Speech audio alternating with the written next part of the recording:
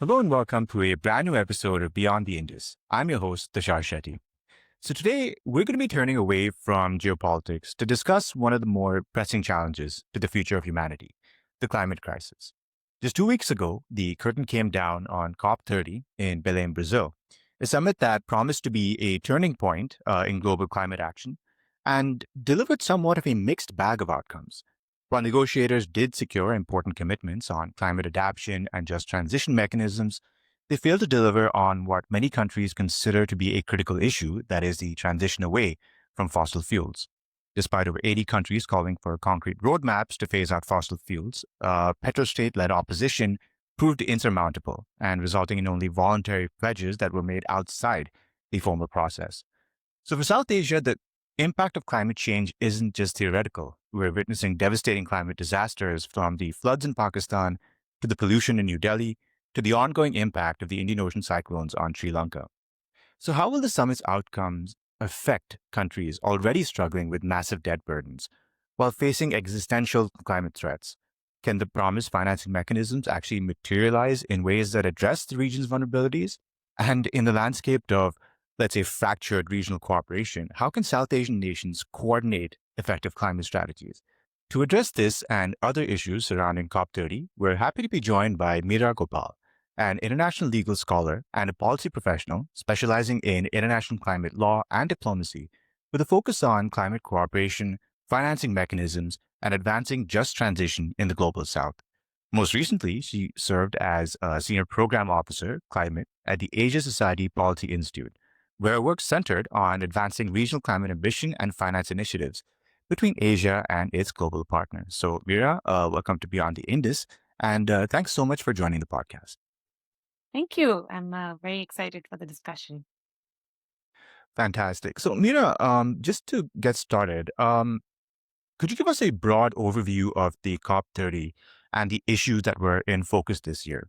What, in your view, were the most significant outcomes, and where do you think that the conference failed to meet expectations?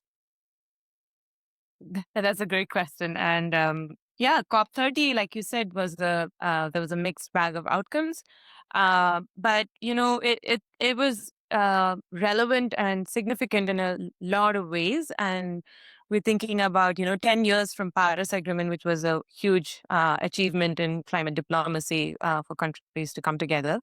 And there was a lot of expectation from Brazil as the presidency for COP this year to sort of deliver on a lot of issues, including adaptation and transitioning away from fossil fuels, like you mentioned. So that's like the context of COP30 itself. And then we're looking at the geopolitical landscape at the moment, which is mostly, well, it's been a challenging year, right?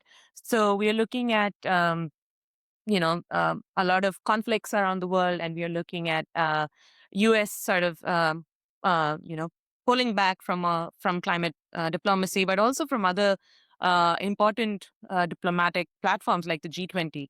So, but to their credit, I think Brazil sort of started off very soon into the planning stage, and they sort of looked at it from different tracks from the beginning itself. So pre-COP, they had, four sort of, they had two tracks, which was interesting to me. One was having regional envoys for COP. So we had from South Asia, we had Dr. Arunabha Ghosh, who was leading, now who leads the Indian think tank CEW.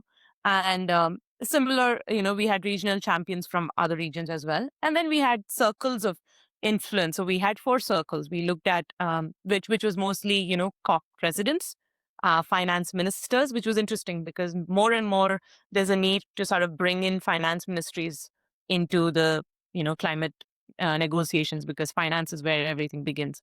So that was interesting. And another interesting sort of take that they did was global ethical stock take, which is more on the um, the climate ethics and transparency of how countries sort of uh, inform or report on their climate actions. And then there was something called the People's Circle, which was mostly on indigenous people's rights. So that's how we got to COP30. And at COP30, we saw Brazilian, diplomacy, where they smoothly sort of at day one, they were able to sort of avoid a agenda fight, which is been the case for most COPs in the recent times. So they very sort of strategically pulled out, contentious issues like trade measures, climate ambition, to something called the presidency-led consultation. So that was interesting. So the parties really didn't have to sort of fight over, we want this on the agenda or that item on the agenda. So then it quickly moved into negotiations. But in around, I think, the middle of COP, we saw a lot of language and a lot of push for language around transitioning away from fossil fuels, like you mentioned. And about 80 countries, including the EU and a lot of small island countries, were really pushing for language on this. And we also saw, this coming out in the draft itself. But there was a lot of pushback from petrostates, which sort of led to this not being added in the end. In terms of outcomes, like I mentioned, it was a mixed bag. This COP30 was being called a COP of implementation, COP of truth, COP of adaptation. So it really depends what it finally came out as. But I think a big win that people have really sort of declared from coming out of COP was the just transition mechanism. It was a big win for civil society, and we can talk about that a little later as to what it really entails. But it was essentially an outcome that came because of a united front from the G77 country group and China. And the other thing that came out was on adaptation finance, like you mentioned, which was there was a decision to triple uh, adaptation finance by 2035. Though the details around it is a bit fuzzy, we're not sure what the baseline is, from where do we triple, and is it 2025 or another year? And there was also the push was actually for 2030, tripling by 2030. That was the call from developing countries. That also sort of was pushed to 2035. I think another since we're talking about adaptation, another sort of outcome that came out was the global goal on adaptation, which was being discussed over the past 2 years. Um, Came out with initially there were 1,000 indicators on adaptation and how do we really measure adaptations. That was sort of brought down to 59 indicators, though these indicators are mostly left open in the sense that they're voluntary, and the text is very careful to not go into issues of finance, and so that left a lot of parties a little bit disappointed, even though this came out as an outcome. I think trade was another issue, like I mentioned, which is contentious and more being discussed in the light of EU CBAM. So that was another issue that sort of saw some outcome, in the sense that the final text, the global Mutirao, has asked parties to set up dialogues over the next 3 years to discuss trade related challenges that are coming out of climate and trade related challenges that are coming out from these kind of efforts. But like you said, a lot of outcomes actually came out of the COP process, like outside of the COP process, outside of the official negotiations. And one of the major ones that we've been hearing about are the two roadmaps that Brazil had to sort of voluntarily take upon itself to lead, because it did not come out as an outcome itself. One is on the transitioning away from fossil fuels, and the other being ending deforestation by 2030. So these two roadmaps, it'll be interesting to sort of follow how Brazil goes through with these two roadmaps. And another interesting was Colombia and Netherlands, also along the same lines, announced that they will have a international conference on phase out of fossil fuels. So that's going to happen next year in Colombia. So that'll be interesting. Another is a trade. Another is a trade climate talk shop. So with the WTO and the International Trade Commission are sort of coming together to have an integrated. I'm forgetting the name. It's a long acronym, but it's essentially going to be a platform where you can discuss trade related challenges when it comes to climate action. There's a lot of outcomes are there was a lot of work around green industrialization, which is becoming like a huge focus for developing countries, that you need to green your economy in order to make sure that it's climate resilient as well as, meeting your developmental goals. So there was a Belém declaration on green industrialization, which I thought was interesting. And another one was country platforms. So, which is essentially a certain way to allow countries to, you know, s- uh, convey their climate finance needs. So it'll be like a investment platform that is owned by the countries and driven by country needs. So that's sort of been gaining, this idea has been gaining a lot of uh, more and more countries are sort of coming into building their own country platform. So that was interesting. You also asked me about where there was a failed expectation, at least to me, that was on the finance track. In the build up to COP, there were two reports, very important, I would say, that came out of the pre-COP um, engagements that Brazil led. One was the Circle of Finance Ministers report, which talked about how do we get to the climate finance target that was decided upon last year in Baku, which was 1.3 trillion by. So that was one sort of lost opportunity, I would say. That the report came out, but there wasn't much engagement on the recommendations of it as much as I would have liked to see.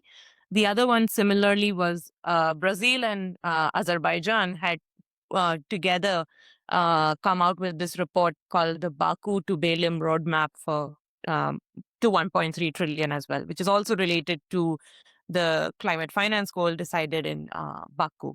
So this got sort of lost in the middle of these different strands of negotiations, and there wasn't an opportunity to sort of really engage, for parties to engage on the report and the recommendations itself.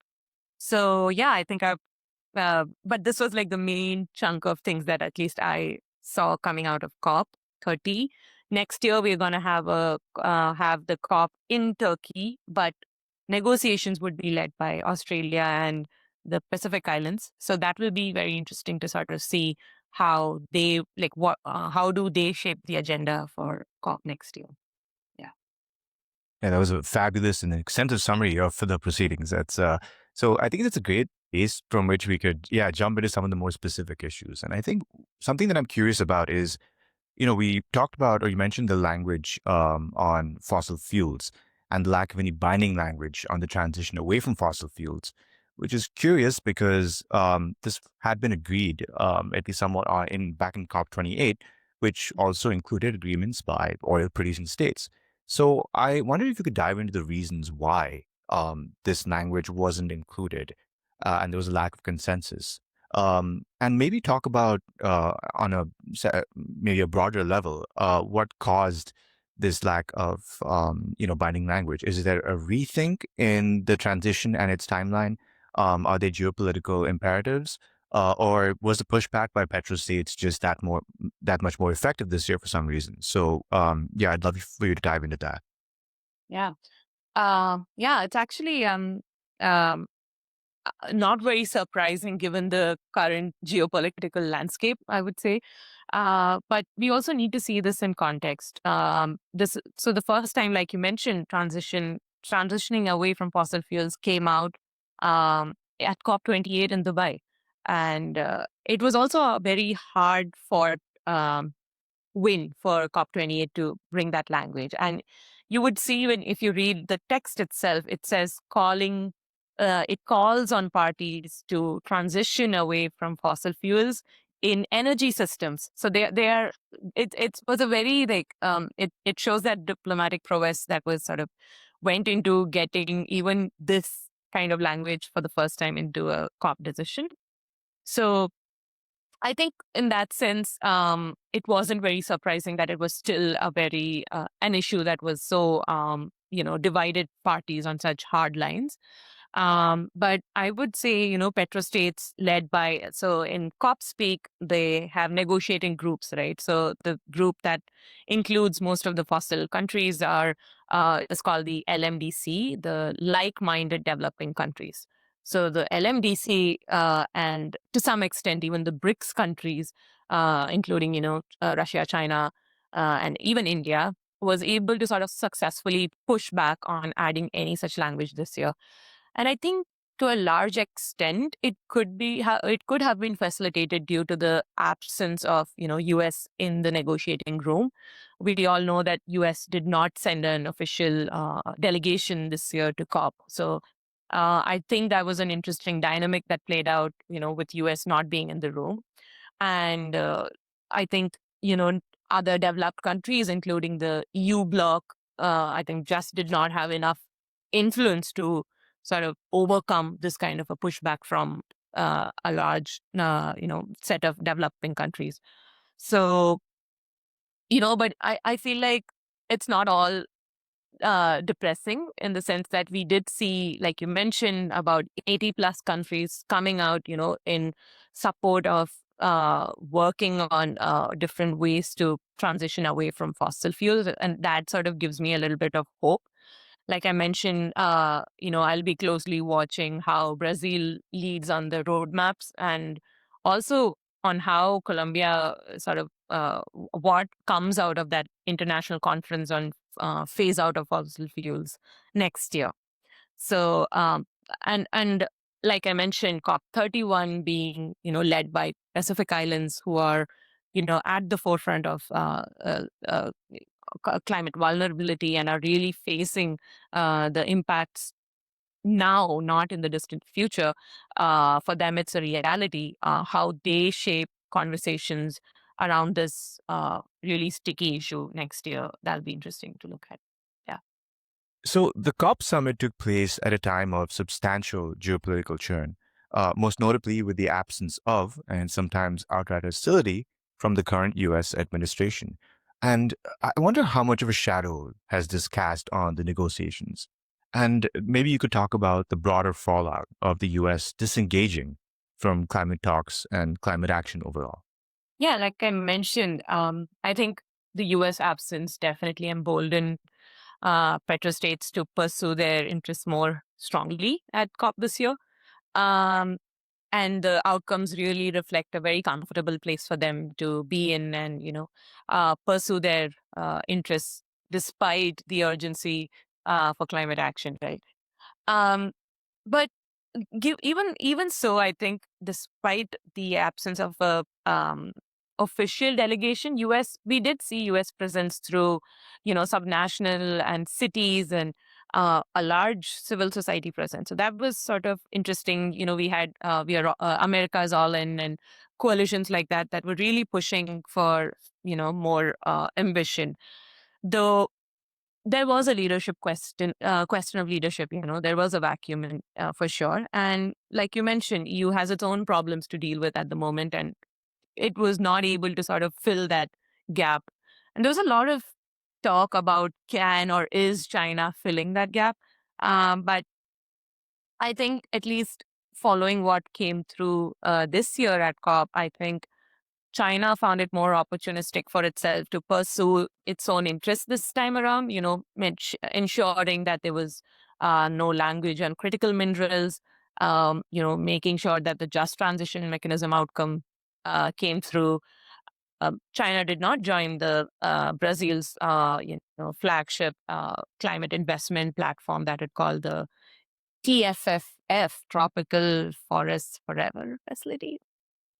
And it also did not support the transitioning away from fossil fuels language as well, right? So I think China was more interested in safeguarding its own interests this time around.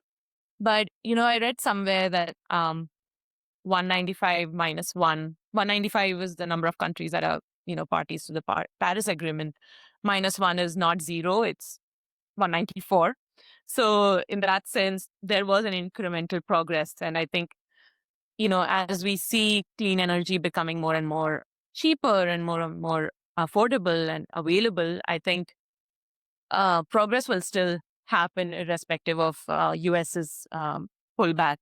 But having said that, I mean, that's a positive outlook on it. But the reality is that, given US's sort of withdrawal from not just climate finance, but also aid, um, it has also sort of influenced other developed countries to pull back from these issues as well. So there is that the gap of climate finance has only increased.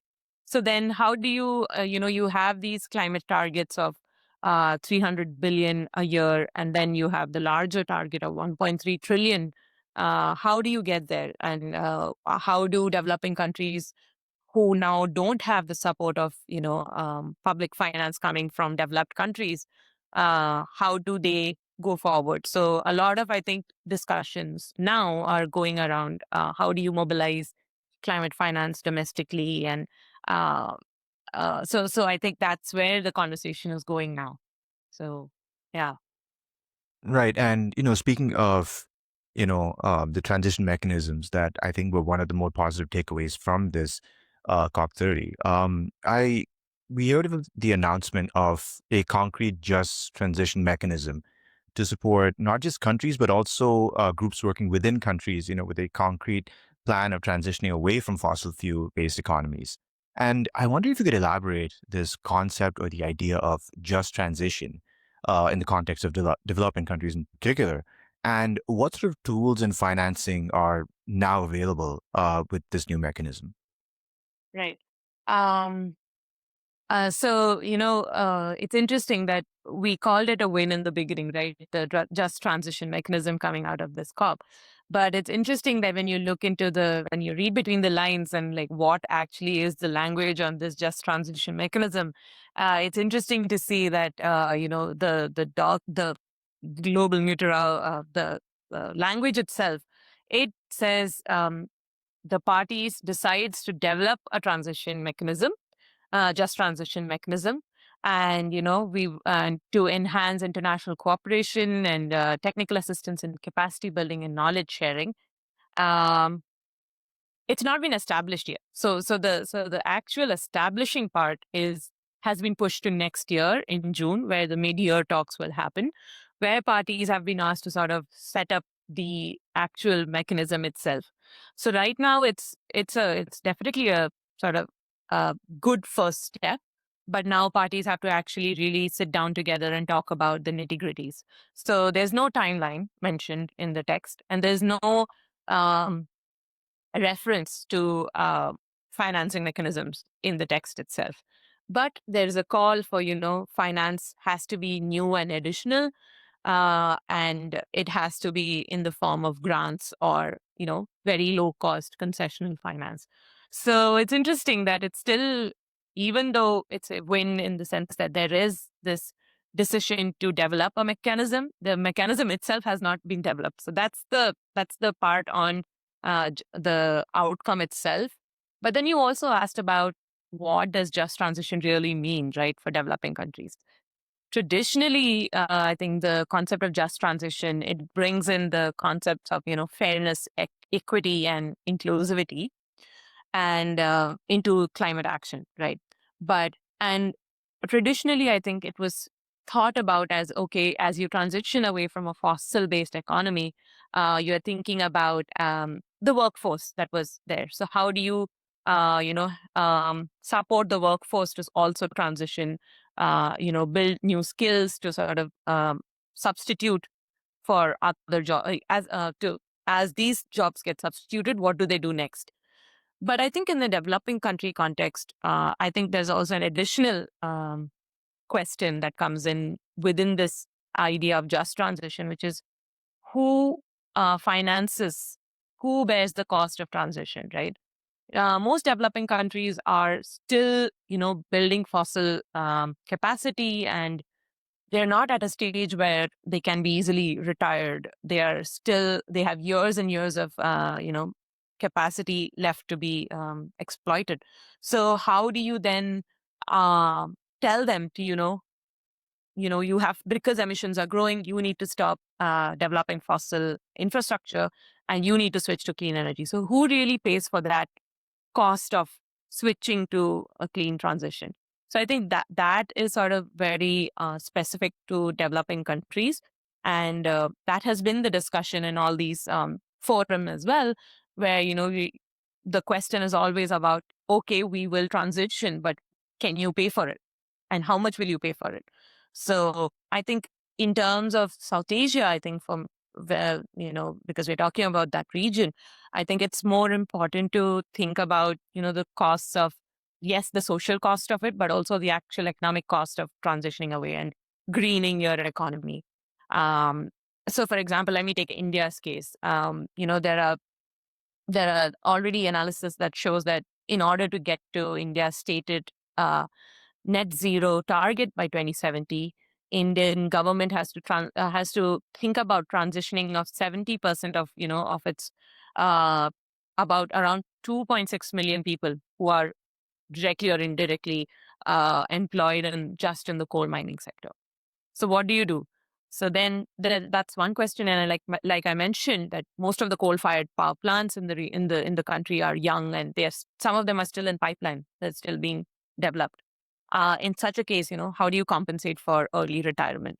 So these are the kind of questions that I've been thinking about when it comes to just transition, and I'm really hoping that parties uh, are able to sort of establish a mechanism next year which really talks about enhancing international cooperation in this context, and how do you support them with technical assistance and capacity building.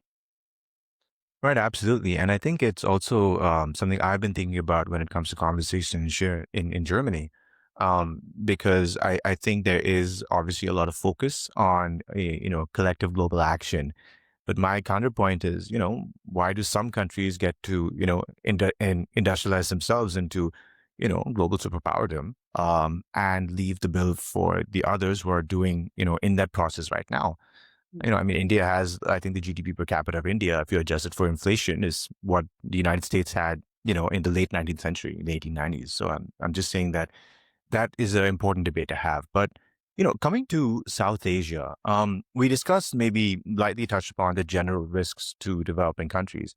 But if you could focus on South Asia, what do you think are some of the more pressing challenges that South Asian countries specifically face in terms of climate risk and climate related disasters? I mentioned some of the issues happening in the introduction. And how would you evaluate the effectiveness of the current thinking and approaches towards climate change risk mitigation in South Asian governments? Yeah, South Asia is one of the most climate vulnerable regions in the across the globe, and we're really seeing the impacts right now. We are talking about loss of human life and key infrastructure damage to in Sri Lanka due to the cyclone Ditwa. So it's not, again, like for Pacific Islands, it's not a distant something that's going to happen in the future. It's happening right now. We also saw, the heat waves that hit in last year in Pakistan and India. So adverse impacts are being felt now. It's not just, and it's all of it, right? It's not just the cyclone, or it's not just the heat waves. It's also flash floods. It's drought. It's loss of really food crops. So it's all of that. So I think for and I was looking at some numbers, and according to the World Bank, there's going to be 40 million climate migrants in by 2050, which is not a small number. And losses, if we don't really deal with the the impacts right now, would can be as up as 160 billion dollars in economic losses. So there is an urgency for adaptation. Yes, there's an urgency to move towards cleaner technology, but I think there is a recognition amongst governments in the region that adaptation is also something that needs to be, if not hand in hand, has to be more of a focus. And I think, at least from what I've been seeing from India's engagements and other countries in the region, their engagements at COP, they've all been really pushing for stronger and more um, uh, strengthened outcomes on adaptation from COP rather than on mitigation. So what's needed for for that region is mostly, you need adequate technical and financial assistance to help develop and implement plans. which can lead to, better sort of strengthening their economies or climate proofing their economies. But it's also, uh, to me, I think the region itself, uh, they're all working within their own domestic priorities. We don't really see that kind of a regional cooperation when it comes to climate. And of course, geopolitics has a huge is a huge factor in how this has come to be. Um, it was interesting to see, even if there are any regional mechanisms, it's mostly a particular set of countries, which will exclude some countries. So how do we get through that is something that I really think about. But yeah, like you mentioned, South Asia contributes about 8% to global emissions, but the impact is much, much more when it comes to, and per capita is even less, right? Emissions. So then how do you think about climate action and climate policies is something I really think about. At this COP, there was this push for, it is also a year where new NDCs, that is the nationally determined contributions, which is like the climate action plans from countries that were supposed to be updated this year. Most countries from the region has, except for India as of now. India announced that they are working on it and they will release it soon. But most countries from the region have sort of updated their NDCs, showing that yes, we are willing to increase ambition, but at the same time, these targets are conditional upon international finance coming in. So yeah, I think we can go into nitty gritties maybe in the next couple of questions. Yeah, because I think we've touched upon several times about this idea of financing, and it is one of the most pervading issues when it comes to climate action, who contributes what. And I think it's particularly, relevant for countries in the global south that are under a heavy debt burden, as many South Asian countries are. I mean, I'm thinking right now particularly about Sri Lanka, which is, just recovered from, a very bad economic crisis, now to face this awful, damage from the cyclone, which I think some observers in Sri Lanka are saying is, sets them back years. And I do wonder about some of the financing mechanisms to come out of COP, but that are available generally. And to what extent would they help address the climate threats that South Asia faces, but also countries in the global south who are under these large debt burdens that may not necessarily have the capacity to finance, even stuff that they desperately need. Yeah. Yeah, and that's a huge concern for the region, especially I think India is an outlier, but most of the other countries in the region are actually under heavy external debts and at unsustainable levels for that matter. So there have been a lot of assessments of climate finance needs, and it's obviously in the hundreds of billions per year for the region. But um, I was looking at, so the UN comes out with an adaptation gap report every year, and for this year uh, yeah, we look I was looking at what's the need, what's the financing need for South Asia, and it was around 112 billion USD per year. So, and that I think is a very, I would say, a sort of conservative estimate, I would say. So, so in that sense, I think coming out of COP, um, the tripling adaptation finance is definitely a win for the region. But then again, there are questions about modalities and timelines and actual number that developed countries have to, triple to. Like I mentioned, debt is a persistent issue in the region. I've been sort of following Pakistan, Sri Lanka, and Bangladesh. All of them are under, active IMF programming, and that itself is a huge burden on governments to be a part of that program. They have to ensure policies are in place, and they have to cut expenditure in certain sectors. So um, it's good to see countries really trying to, meet IMF expectations. And I think It's very disheartening to see what's happening in Sri Lanka right now.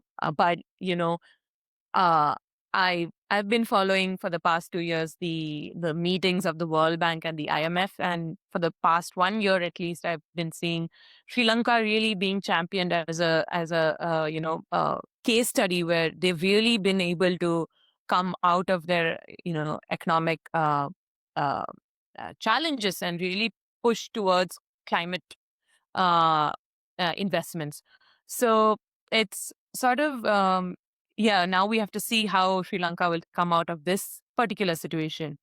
But I think for this region, what I've been seeing is countries are really focused on how they can domestically mobilize finance. They are acknowledging the fact that finance from outside is gonna be dwindling, is dwindling already. So, how do you really mobilize within the country? So, I think Bangladesh came out with its climate finance country platform that I mentioned earlier. I think 2 years ago, and it's been supported by all these, multilateral development banks to really build capacity as to what are the financing needs, and then how do you really uh, prepare bankable projects to push these efforts. So that's one interesting way in which countries in the region are really looking at climate finance.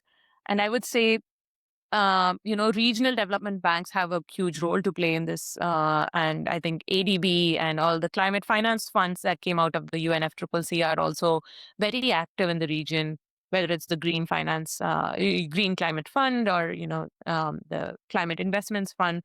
So that's sort of interesting to see how they are building resilience in the region, supporting them.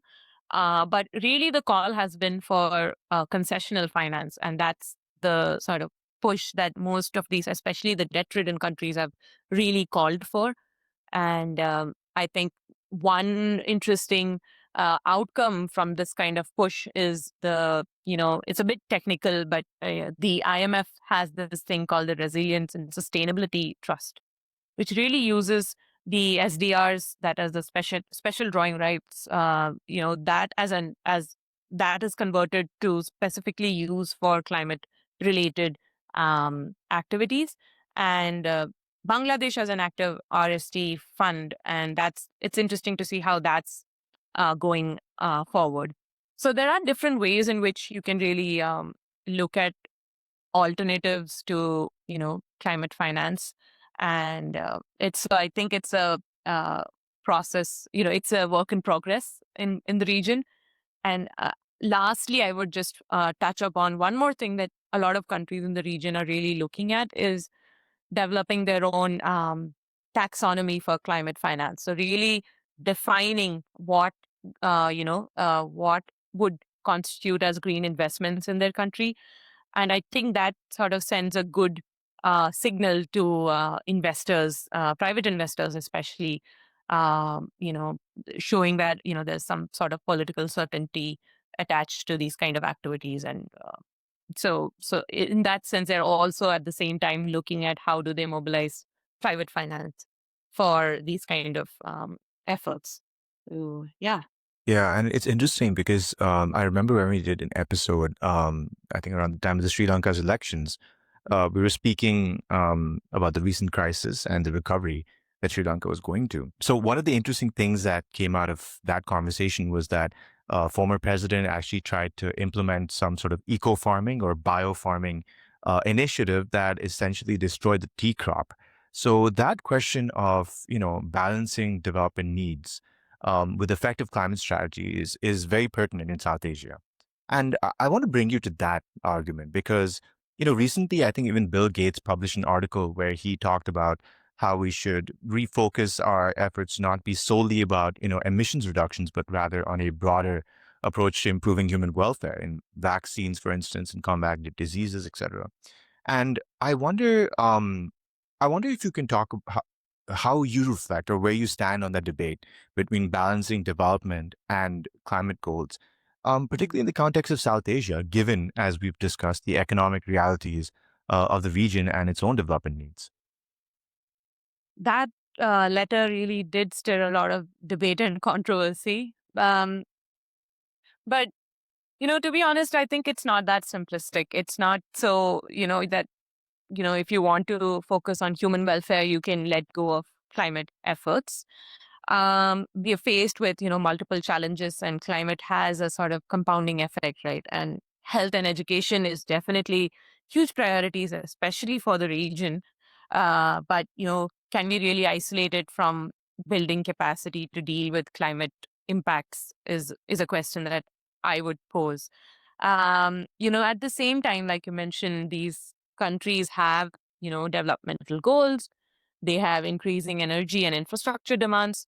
Then how do you really reconcile these two? And if you don't really climate proof additional new infrastructure that's coming out, um, then you are just setting yourself up for failures in the future, or like losses in the future with climate tipping points that are not very distant future but actually now.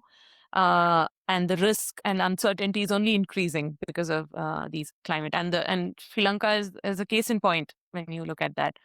So but it is right that you need to focus on human welfare, but you need to also sort of integrate climate into that. It's not separate from it. At least that's my sort of uh, 2 cents on that, on the discussion. Especially for the region, I think, yes, access to energy and access to healthcare, especially in countries like Bangladesh, is a huge challenge. But we also need to sort of reconcile that with the need to look at adaptation and resilience needs in the region.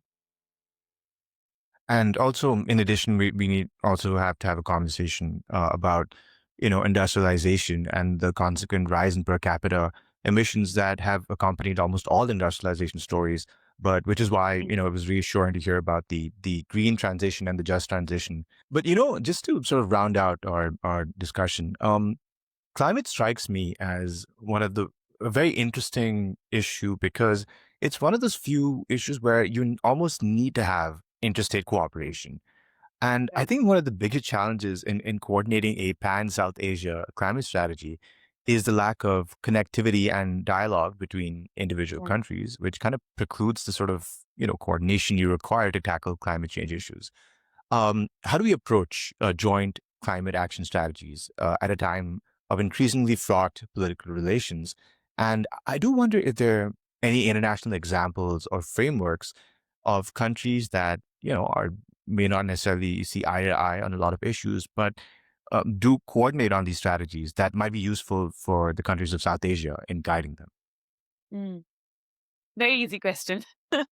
um, Especially right now, given the situation between India and Pakistan, this is an even more of a challenge to even think about joint strategies on climate.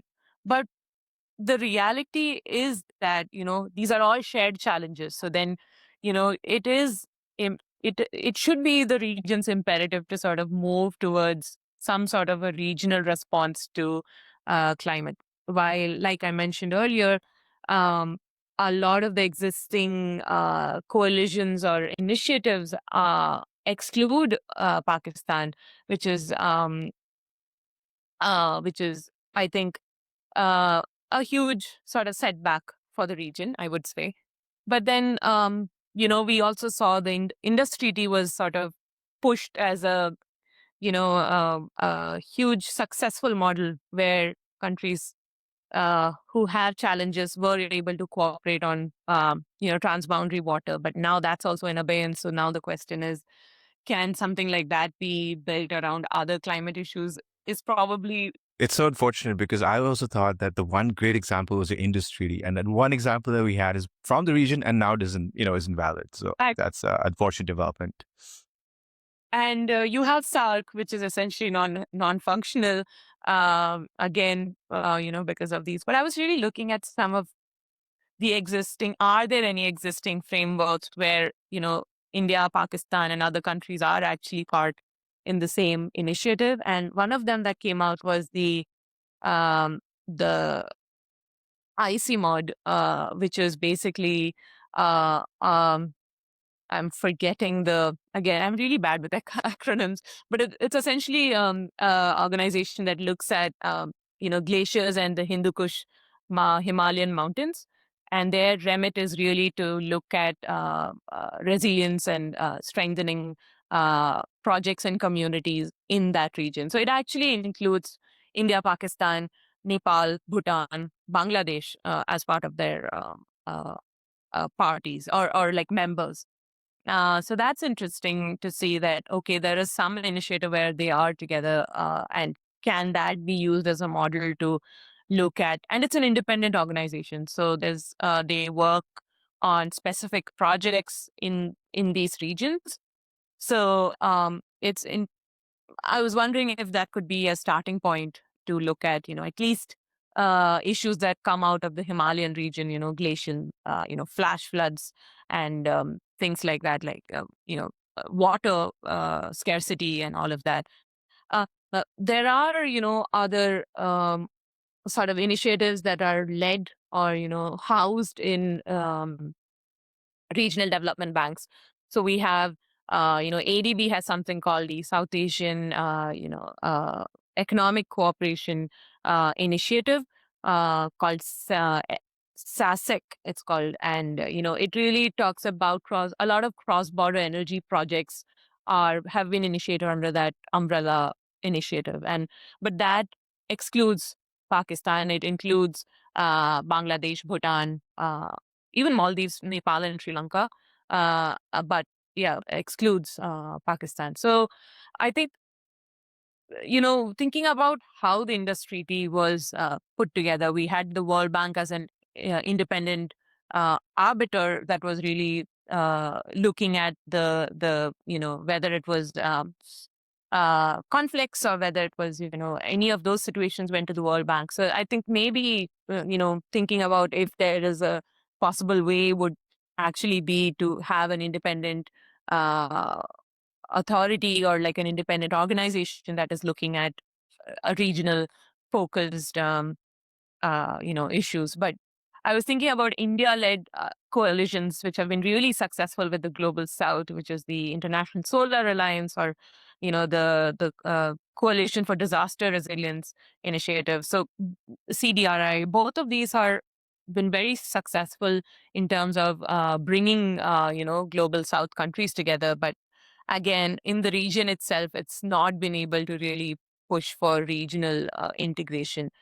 A really interesting project that I came across, but it has now been disbanded, was this World Bank had actually a project on South Asia resilience, which concluded in 2021. And it looked at not just like they had water as an issue, and they also had integration as a really focus point for them. And they, in the conclusion report, they mentioned having convenings itself was a huge success. Just to even have general convenings was a huge challenge and was a success to actually put together. So really shows to the point that it's a huge challenge for the region, right? But I feel like that there are, if not at a government level, maybe there are ways to sort of at subnational or even lower, people to people exchange of knowledge and data sharing can be done, especially in terms of transboundary waters. And I think that's maybe like a hopeful way to at least start thinking about regional, responses to climate, especially when you look at heat responses. Again, I think maybe setting up something which is more people to people, between civil society groups, might be a better way to, have a shape a regional response. But yeah, I don't think this is in any way an answer to this challenge, but I think maybe thinking about these options might be helpful for the region. We definitely desperately need a regional response because all of them, like I mentioned, are shared challenges.